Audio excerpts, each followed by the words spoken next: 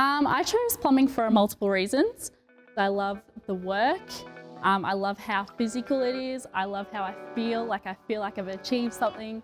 Multiple people have actually told me that I wouldn't be able to do it. I'm trying to prove them wrong.